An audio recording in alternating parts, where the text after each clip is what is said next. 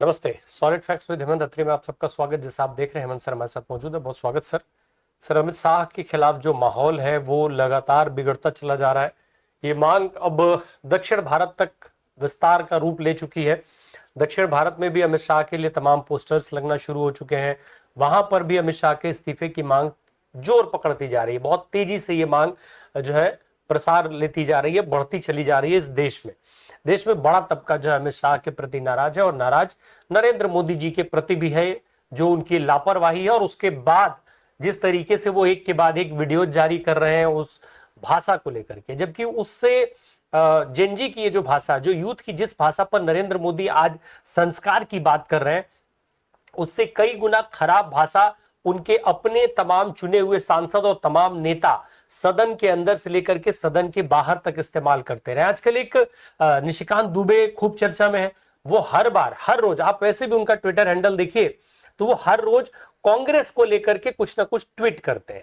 और सदन के अंदर वो जिस तरीके से इस देश के पहले प्रधानमंत्री पंडित जवाहरलाल नेहरू को गालियां देते हैं, उस पर कभी नरेंद्र मोदी जी ने एक सिंगल लाइन की टिप्पणी नहीं की। बल्कि अभी इसी चर्चा के दौरान उनकी एक टिप्पणी है, वो मैं सुनवा भी दे रहा हूं निशिकांत दुबे साहब को, और फिर उसको उस पर बात करता हूं। जरा सुनाइए निशिकांत दुबे की बात को।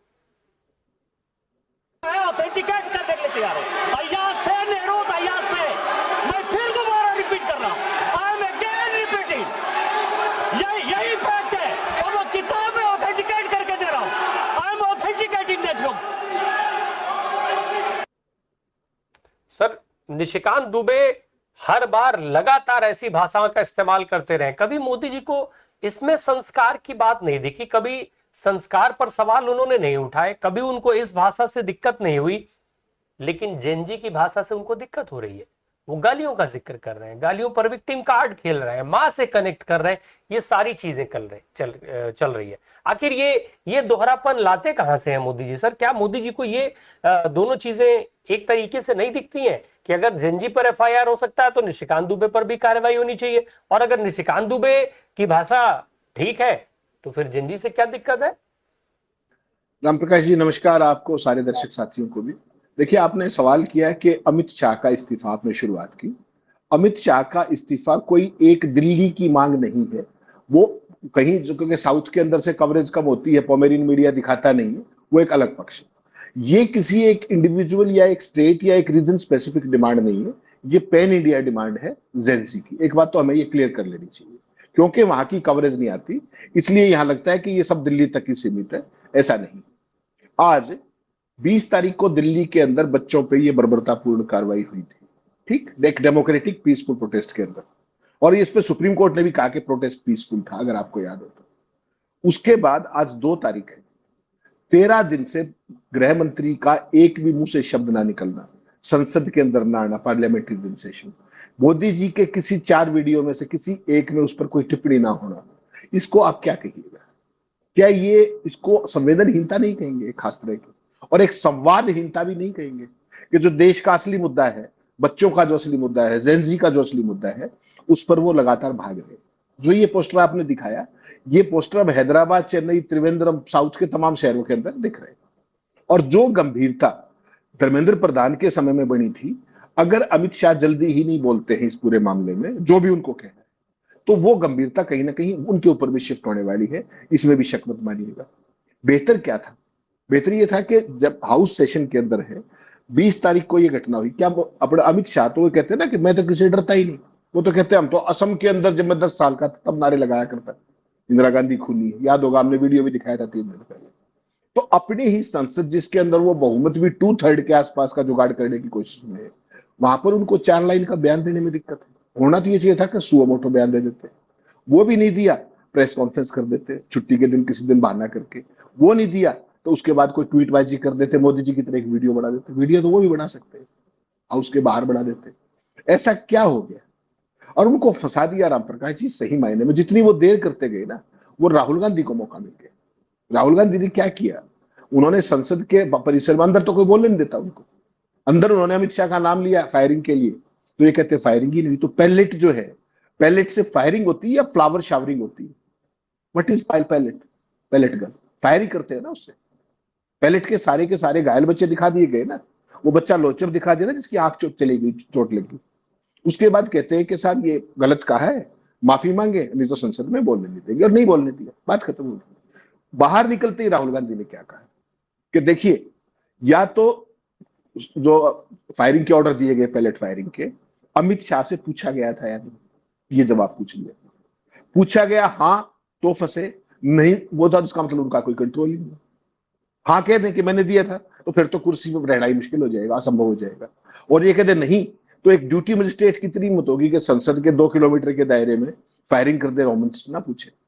तो आज की तारीख में भयंकर धर्म संकट में फंसे हुए हैं, ठीक। और इसीलिए ये डिमांड, जितना ये डिले करेंगे इस मामले, इनकी क्या आदत है बेसिकली राम प्रकाश जी, कि नैरेटिव चेंज के, नैरेटिव मैनिपुलेशन के, नैरेटिव मैनेजमेंट के माहिर लोग हैं। तो उस पर ये कभी चर्चा आने नहीं देंगे। पोमेरियन तो आपने देख लिया ना, कल आपने वो वीडियो देखा होगा किस तरीके से 20 पत्रकार अमित शाह के साथ संसद के मकर द्वार पे खड़े हुए गपबाजी कर रहे हैं। ना किसी के हाथ में पेन है, ना डायरी है, ना किसी के हाथ में कलम है, गप मार रहे। राहुल गांधी आते हैं तो उनसे पूछते हैं कि पुलिस वाले घायल हुए, उसके बारे में क्या। ये सवाल अमित शाह से पूछना चाहिए था, गृह मंत्री से पूछना चाहिए था। राहुल गांधी ने कह दिया कि आप विजय भाजपा से हो क्या, उसके पीछे पिल पड़े। अरे अमित शाह को भी आवाज लगा देते, साथ ही खड़े थे, वो तो कंधे पे हाथ रखे तुम्हारे। तो ये राम प्रकाश जी जो सारा जो इन्होंने इसके पोमेरियन मीडिया के जरिए किया है, उसके जरिए ये कर पाना संभव हो सकता है। हाउस अभी भी इस हफ्ते तो है ही कम से कम, तो कब तक बचेंगे अमित शाह? अल्टीमेटली तो जवाब देना पड़ेगा ना। और जैन जी भूल नहीं रही, ऊपर से जो मोदी जी जो नैरेटिव खड़ा कर रहे हैं वीडियोस के जरिए, 4 वीडियो आए, उसमें इस छात्रों की पॉपुलर डिमांड से लेकर के किसी भी बात पर वो बात ही नहीं कर रही। 21 बच्चों ने नीट में अपनी जान ले ली, क्या प्रधानमंत्री के मुंह से एक शब्द निकला आज तक? आंदोलन की भी डिमांड थी राम प्रकाश जी कि उन बच्चों को 1-1 करोड़ रुपया दिया जाए। मोदी जी ने 4 वीडियो बना दिया, एक शब्द कहा क्या? वो जो आंदोलन खत्म हुआ था, जो एग्रीमेंट हुआ था, उस पर चर्चा, उस पर वो आज तक आपने एग्रीमेंट देखा कहां है? उनको मिल गया क्या?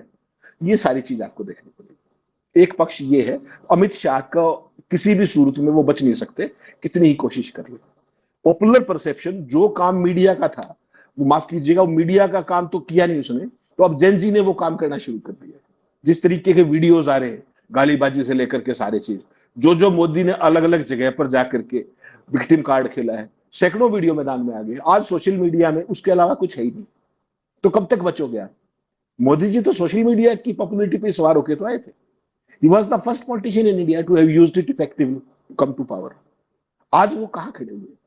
उसी सोशल मीडिया में उनकी गद देख लीजिए। एक पक्ष है ये। दूसरा पक्ष आपने कहा कि गालीबाजी। संसद के अंदर ना ये पहली बार है और ना ये आखिरी बार है।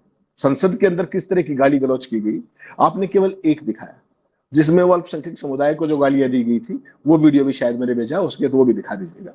तो ये संसद में आप सोचिए, जो व्यक्ति, जो प्रधानमंत्री 9 साल जेल में रहा हो, अंग्रेजों की जेल में आजादी के आंदोलन, ठीक, और जिसकी 62 साल पहले मौत हो गई है, 62 साल से भी ज्यादा समय हो गया, 1 मई को गए थे, ठीक, 62 साल के।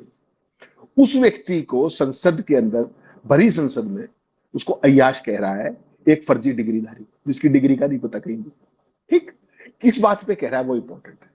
प्रियंका गांधी ने क्या कहा कि जो नए शिक्षा मंत्री बनाए हैं आपने, वो बिल्किस बानो के जो कथित जो दुष्कर्मी थे, उनके जो रिहाई के ऊपर जिसने उसको ठीक ठहराया था, उसके वीडियोस आपने देख लिए होंगे 5-5 मिनट के, अडानी के चैनल पे। अब अडानी का है, तब तो ठीक था चैनल में। उसके बाद तमाम अखबारों में, एक्सप्रेस से लेके मैं, वो सारी खबर छपी हुई है। प्रियंका गांधी कहती कि सब स्पीकर को कि सर मैं दिखा देती हूँ, मैं ऑथेंटिकेट कर देती हूँ, उसको अलाउ नहीं किया जाता है। और उसी दौरान ये भाई साहब खड़ा होकर के प्रियंका गांधी की बात हटा दी जाती है रिकॉर्ड से, ठीक। वो क्या कह रही थी कि ये दुष्कर्मियों को सपोर्ट करते थे, उनकी रिहाई को।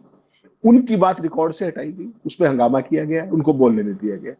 उसी दौरान ये भाई साहब इंटरवीन करते हैं और इन्होंने ये अद्भुत ज्ञान दिया, शर्मनाक, जो आपने दिखाया, ठीक। क्या इसको रिकॉर्ड से हटा दिया? क्या ये असंसदीय नहीं है?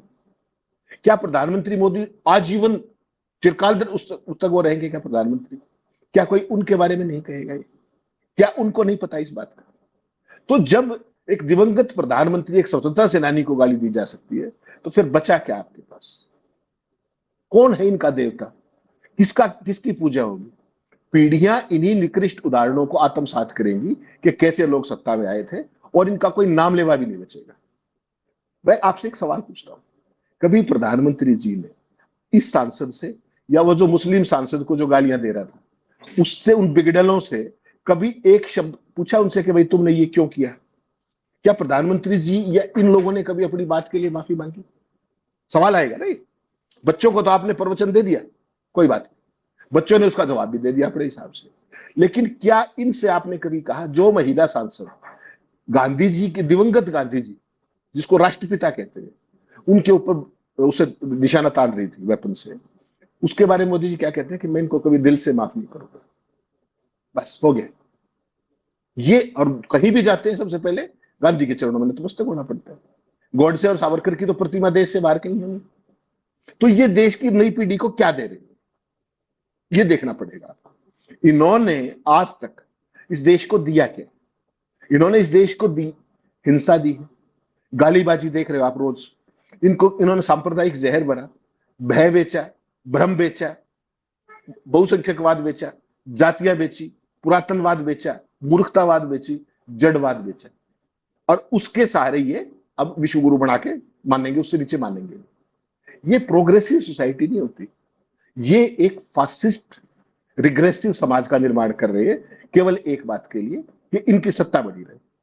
नए भारत में मोदी जी का जो नया भारत इन्होंने बनाया, उसमें समाज में या सड़क पर गाली देना स्वीकार्य नहीं है, लेकिन संसद के अंदर आप बेधड़क गाली दे सकते हो, जैसी घटिया गालियां दे सकते हो।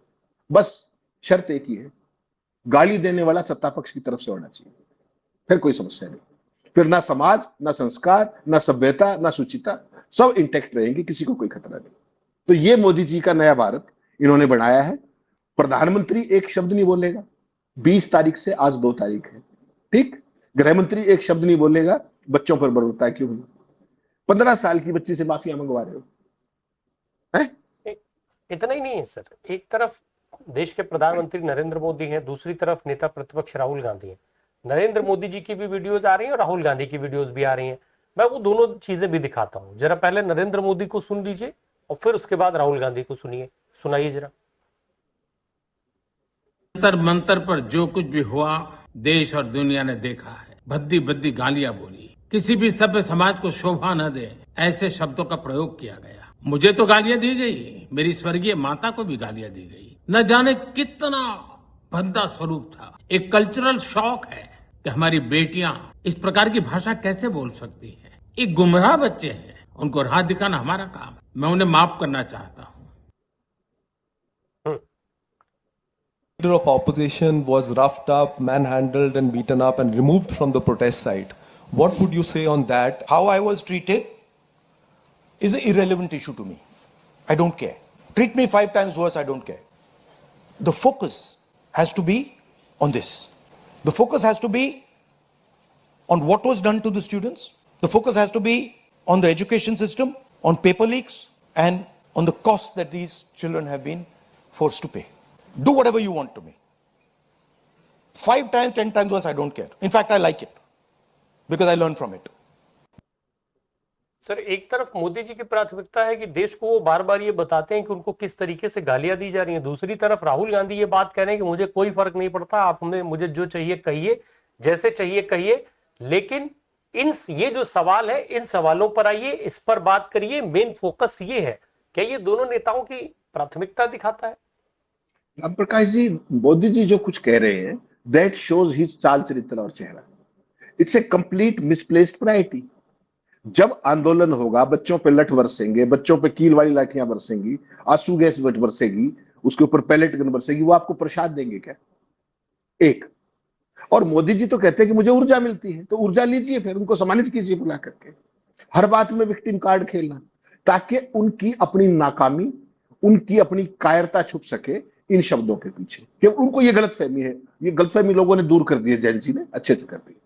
दूसरी तरफ जिसको पप्पू बना रहे थे 12.5 साल से, हजारों करोड़ रुपए खर्च दिए, वो भरे मीडिया के मंच पर क्या कह रहा है? प्रेस कॉन्फ्रेंस का वो था, ये संजीव चोपड़ा थे पीटीआई के, ये सवाल पूछे। इन्होंने कहा कि आपको जो घसीटा गया प्रधानमंत्री के आवास पर, आपके साथ जो व्यवहार किया गया, उस पर आपको क्या कहना है?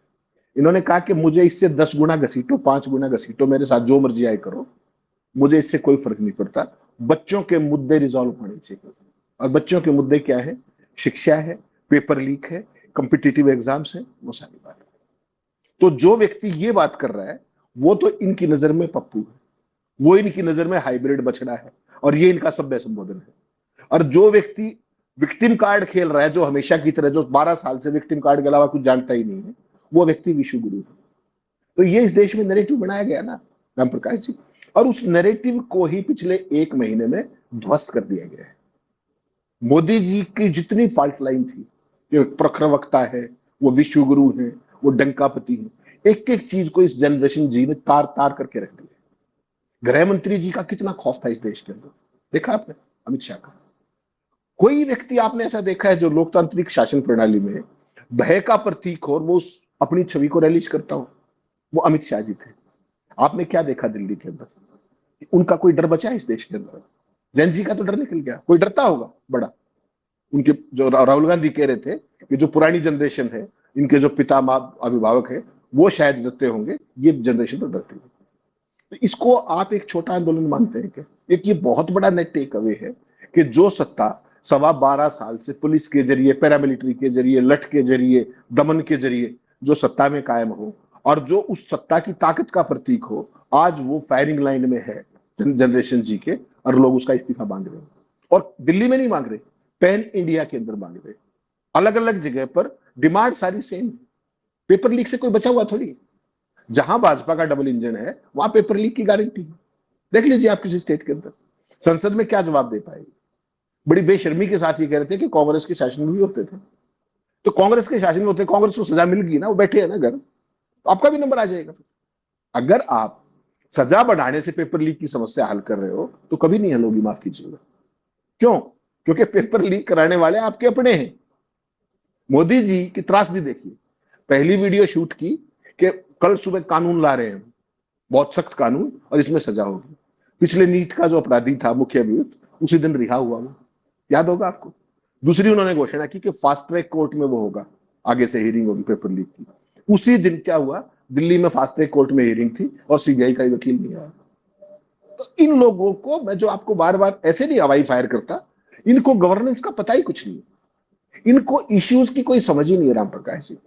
इनको तो वर्टिकल डिवीजन करके, समाज में भय और भ्रम बेच करके, झूठ बेच करके, अपनी सत्ता में कायम रहने का, लोगों को बांट करके केवल सत्ता में कायम रहने का मंत्र दिया गया है नागपुर से। वो दुर्भाग्य से ऐसी परिस्थितियां क्रिएट की इस देश के धन्ना सेठों के मीडिया ने कि वो सारे का सारा डॉक्टर मनमोहन सिंह जैसे शरीफ आदमी को जिस तरीके से इन्होंने विलेन कर बढ़ा करके सत्ता से बाहर किया, अब उनको क्लीन चिट मिल रही है 2G के अंदर। इससे भयंकर इस देश के अंदर कोई पाप हो सकता है क्या कि डॉक्टर मनमोहन सिंह जैसा व्यक्ति, वो किस कलंक के साथ वो जीवन में गए, उनके जाने के 1.5 साल से भी ज्यादा समय के बाद उनको क्लीन चिट मिलती है। कभी इन चीजों पे ध्यान नहीं जाता इसको। और मोदी जी को तो ये सोचना पड़ेगा कि जिस दिन कुर्सी नहीं रहेगी उस दिन क्या होगा। केवल इस बात की सोच, सदा तो कुर्सी किसी की नहीं रहेगी, नहीं रह सकती। अमित शाह जी को भी सोचना चाहिए। लेकिन वो तो ये मान रहे हैं ना, वो तो नॉन बायोलॉजिकल अपने को बताते हैं, 2047 की बात करते हैं, वो लगातार कई बार प्रधानमंत्री रहने की बात करते हैं। तो ये वो सारी चीजें तो मान है ना कि ये सत्ता उनके लिए ही बनी है, और वो जब तक चाहे तब तक इस सत्ता में रहेंगे, और उसके बाद उनकी पार्टी इस सत्ता में रहेगी, दूसरा इसमें कभी किसी को आना ही नहीं है। तो वो उस हिसाब से काम कर रहे हैं, इसीलिए तो ये सारे मुद्दे एड्रेस नहीं करते। लेकिन सवाल ये है सर कि क्या आंख बंद कर लेने से सूरज की रोशनी खत्म हो जाएगी? आप उस सवाल को एड्रेस नहीं कर रहे हैं तो ये सवाल खत्म हो गया। रील बना करके आप जनजी से कनेक्टेड हो जाएंगे, जनजी आपके फिर से एक बार झांसे में आ जाएगा, जैसा आपने पहले कहा था कि जो पहली बार के वोटर हैं वो सेना के नाम पर इस मोदी को एक बार फिर वोट करें, एक बार और मौका दें। क्या इस रील से अब आपको वोट दे देगा जनजी? राम प्रकाश जी, यही सबसे इंटरेस्टिंग पार्ट है। 12 साल के शासन में मोदी जी के सामने जो भी बड़े बड़े मुद्दे आए इस देश में, हर एक को वो नैरेटिव मैनिपुलेशन के जरिए कामयाब रहे। टू दैट एक्सटेंट के किसान आंदोलन को भी जिस बेरहमी से कुचला गया, 1 साल से भी ज्यादा समय तक चला, 750 किसान शहीद हो गए, उसको देश के मेन स्ट्रीम ने कभी उठाया ही नहीं, मीडिया ने। उसका परिणाम था कि वो किसानों के साथ जो ये कर पाए वो बहुत दुर्भाग्यपूर्ण था। नोटबंदी से लेकर के तमाम जितने संकट आए, पेगासस से लेकर के राफेल से लेकर के, हर चीज में नैरेटिव मैनिपुलेशन, और जो कॉन्स्टिट्यूशनल इंस्टीट्यूशंस हमारे हैं उनको कैप्चर करके निकलते चले गए। लेकिन इस बार ये मुद्दा जो है, इस बार ये मुद्दा जनरेशन जी का है, जिनको डर नाम की चीज नहीं पता है। वो मोदी जी को उन्हीं की भाषा में जवाब देना जानते हैं, उन्हीं की भाषा में सवाल पूछना जानते हैं, और जरूरत पड़े तो आंदोलन करना भी जानते हैं। तो इस बार आप छोड़ दीजिए ना मेन स्ट्रीम मीडिया की, तो आज जो गत है देश के अंदर, आप सहज कल्पना कर सकते हो, कहीं जाकर के मुंह दिखाने लायक नहीं बचे। केवल 2 दर्जन एंकर एंकरानियां हैं जो नोएडा के स्टूडियो में बैठ के सुबह से रात तक जहर फैलाती है। उन रिपोर्टर्स का किसी का कसूर नहीं बेचारों का, गालियां उनको पड़ती है। छोटे छोटे बाइट कलेक्टर हैं, रिपोर्टर हैं, बहुत थोड़ी सैलरी है, फायरिंग लाइन में वो। लेकिन आज की तारीख में आप यकीन करेंगे कि मेन स्ट्रीम मीडिया अपनी पूरा अस्तित्व खो चुका है। It's just a matter of days. जिस तरीके से सोशल मीडिया पे मोदी जी ने इंटरेक्ट करने की कोशिश की छात्रों के साथ, ये नया इंस्टाग्राम का भूत चढ़ाया उनको किसी पीआर वाले ने, उसकी गत देख लीजिए आप। व्यूज बता रहे हैं कि इतने व्यूज आ गए, 8 करोड़, 8.5 करोड़। कैबिनेट की बैठक में ये डिस्कस हो रहा है। कैबिनेट की बैठक में मंत्रियों को निर्देश दिया जा रहा है कि आप जो है इंस्टा पर अपनी रीच बढ़ाइए। मतलब सरकार चलाया जा रहा है, सोशल मीडिया का दफ्तर हो गया है। मंत्रिमंडल की बैठक है या सोशल मीडिया की किसी कंपनी का जो है वो ब्रीफिंग हो रही है, जहां ये बताया जा रहा है कि आप इंस्टा पे अपनी रीच बढ़ाइए। राम प्रकाश जी, ये सरकार नहीं, ये प्रोपेगेंडा मशीनरी है पूरी की पूरी। 12.25 साल में पॉलिसी के जरिए अगलों ने शासन कब किया है? अगलों ने तो शासन ही प्रोपेगेंडा के जरिए किया है। इसको अपन क्यों भूल जाते हैं? जो भी मोदी जी सुबह से शाम तक करते हैं, उसके आत्म प्रचार के अलावा, सेल्फ ऑब्सेशन के अलावा, फर्जी डंके के अलावा, उसका नेट आउटकम क्या है? उसका कुल जमा अर्जित क्या है? केवल पोमेरियन मीडिया। उससे बाहर कहां उपलब्धियां हैं, जरा वो तो बता दे। और जिस आदमी की इतनी उपलब्धि हो, वो मीडिया से आके इंटरेक्ट क्यों नहीं कर लेता? वो दुनिया का सबसे बड़ा ऑडिटर है भाई, कहां समस्या है? अमित शाह तो संसद के अंदर आपने कई बार देखा होगा, 370 से लेकर के तमाम मसलों के ऊपर ठोक के जवाब दिया करते ना, खुल के बोलते थे, विरोधियों को चुनौतियां दिया करते। 30 साल शासन करेंगे, 40 साल शासन करेंगे। इन बच्चों की बात पर क्यों नहीं टिप्पणी 4 लाइन बोल पा रहे? ये सोचा आपने कभी कि वो गुब्बारा फट गया? जो प्रोपेगेंडा का जो फर्जीवाड़ा तैयार किया गया था, जो एक फर्जी नैरेटिव तैयार किया गया था, वो छिन्न भिन्न हो गया, वो तार तार हो गया। इसलिए मुझे आप एक बात है, ये संसद में नहीं आना चाहते आप, कोई बात नहीं, आप अब चाहे तो अमित शाह छुट्टी वाले दिन, क्योंकि पार्लियामेंट सेशन में है, ट्वीट कर सकते हैं न्यूज घटना पर, कर सकते हैं, वीडियो बना सकते हैं, प्रेस कॉन्फ्रेंस कर सकते हैं, क्यों नहीं कर पा रहे? मोदी जी कह रहे इंस्टाग्राम पे रीच बढ़ाओ, और उनके जो सबसे बड़े ट्रबल शूटर हैं आज की तारीख में, तो सबसे बड़ी ट्रबल वही है, लेकिन उनके जो सबसे बड़े ट्रबल शूटर हैं वो भी इंस्टा पे वीडियो नहीं डाल पाए 12 दिन में, 13 दिन में। इसका क्या कहिएगा आप? ये क्या चीज है जिससे पूरा देश डरता है अमित शाह से? वो इन बच्चों से डर गया क्या? या वो अपने ही जो सांसद है, जिनका कोई बहुमत नहीं, अल्पमत का विपक्ष है, उनसे डर गया क्या? वो कैसे चुप हो गया? वो कैसे संसद से बच रहा है? कभी आपने संसद में सुना कि प्रधानमंत्री संसद में आओ, अमित शाह संसद में आओ? सुना है कभी आपने? परिसर के अंदर भी नारे लगते हैं और बाहर हाउस के अंदर भी लगते हैं। बताइए आप, ये क्या कह रहा है ये चीज कि जो दुनिया को डराया करता पूरे देश को, आज वो कहीं खुद तो नहीं डर गया? ऐसा ही नहीं, इसका कोई जवाब दे रहा है क्या? भाजपा की आईटी सेल के साफ सूंघ गया ना, नहीं सूंघ गया। 21 बच्चों ने अपनी जान ले ली नीट में, ठीक? कभी प्रधानमंत्री के मुंह से एक शब्द निकला? कभी धर्मेंद्र प्रधान के मुंह से एक शब्द निकला? आपने कहा कि सत्ता तो स्थायी रहेगी, ऐसा मोदी सोचते हैं। धर्मेंद्र प्रधान को भी ये लगता था कि जब तक मोदी है मेरा कोई कुछ नहीं बिगाड़ पाएगा। क्यों? क्योंकि वो हमराज है, तमाम राज्यों में प्रभारी रहते हुए किन किन मैनिपुलेशंस के जरिए सत्ता हथियाई गई थी, वो उस सारी चीजों के प्रीवी है। उनको भी ये गलतफहमी थी कि मोदी के रहते तुम्हारी मिनिस्ट्री कहीं नहीं जाएगी। कहां है आजकल वो? हो सकता है मोदी जी उनको इनाम देंगे, पक्का हो सकता है उड़ीसा का मुख्यमंत्री बना के भेज दे। आज की तारीख में इस्तीफा देना पड़ा कि नहीं? सवाल ये, जवाब है हाँ, देना पड़ा। आज देश के अंदर जो मोदी के टॉप मंत्री, किसी को देख लीजिए, आज मोदी के साथ तो जो कुछ हो रहा है वो तो सार्वजनिक तौर पे आपको दिख रहा है, उनकी वीडियोस के ऊपर जिस तरह के रिएक्शन आ रहे हैं। गडकरी की हालत देख लीजिए आप, गडकरी की इमेज को अकेला E20 लेके बैठ गया कि नहीं बैठ गया? संघ का दुलारा है वो व्यक्ति, अकेला आदमी इस पूरी सरकार पे भारी है आज की तारीख, केवल E20 के कारण। अमित शाह इस जैन से पंगा लेकर के आप क्या सोचते हो इसके लॉन्ग टर्म के फॉलोआउट नहीं? They will not spare them at any cost. आप कर लीजिए भी काउंटिंग, प्रधानमंत्री कह रहे हैं कि बच्चों को मैंने माफ कर दिया, और 15-15 साल की बच्चियों से किस तरीके से माफिया मंगवाई जा रही। राम प्रकाश जी, एक बात कहता हूं आपको पूरी जिम्मेदारी के साथ, वो बच्ची 15 साल की, उसने जिस भी परिस्थितियों में माफी मांगी, वो आज मोदी से बड़ी हो गई। 15 साल की बच्ची माफी मांग के, और मोदी जी 75 साल के होके भी, प्रधानमंत्री होते हुए भी उससे छोटे साबित हो गए। और छोटा और बड़ा क्या होता है? सोच। आज मोदी जी एक्सपोज हो गए completely due to that apology filed by that small girl, और वो भी सार्वजनिक डोमेन में। मोदी जी की रील पे जिस तरीके से जंजी ने उनकी बेइज्जती की है, गजब वाली बेइज्जती जो कही जाती है सोशल मीडिया की भाषा में, कुछ उसी तरीके का रिएक्शन दिया है। हालांकि अमित शाह के इस्तीफे की जो मांग है वो पूरे देश में बढ़ती चली जा रही है। मोदी जी बहुत लंबे समय तक उनको बचा पाएंगे, अब ऐसा नहीं दिख रहा है। शायद धर्मेंद्र प्रधान के ऊपर अगर शुरू में ही एक्शन हो गया होता तो कम से कम अमित शाह और नरेंद्र मोदी जी थोड़ा इजी हो जाता उनके लिए, लेकिन अब मामला वैसा दिख नहीं रहा है। देखिए ये चीजें कहां तक चलती है। बहुत शुक्रिया सर बात करने के लिए। Thank you so much.